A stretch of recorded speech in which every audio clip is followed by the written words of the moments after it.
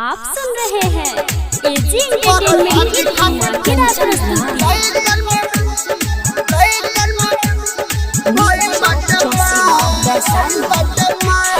जाम कइले बाड़ सन मंदिर के दुआर, जाम कइले बाड़ सन मंदिर के दुआर। पर शादी खातिर लइकन में भइल बाटे मार, पर शादी खातिर लइकन में भइल बाटे मार। जाम कइले बाड़ सन मंदिर के दुआर, जाम कइले बाड़ सन मंदिर के दुआर। पर शादी खातिर लइकन में भइल बाटे मार, पर शादी खातिर लइकन में भइल बाटे मार। आप सुन रहे हैं एजी एंटरटेनमेंट की धमाकेदार प्रस्तुति।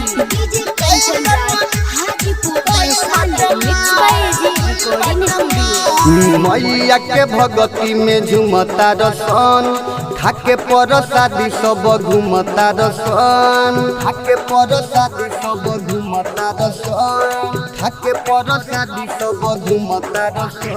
हाँ मैया के भगती में झुमता रसन, खाके पर शादी सब घूमता रसन, खाके पर शादी सब घूमता रसन, खाके पर शादी सब घूमता रसन। नवरात्र में एक कनी के मिलल बा बहार, नवरात्र में एक कनी के मिलल बा बहार। पर शादी खातिर लइकन में भइल बाटे मार, पर शादी खातिर लइकन में भइल बाटे मार। आप सुन रहे हैं एजी एंटरटेनमेंट की धमाकेदार प्रस्तुति।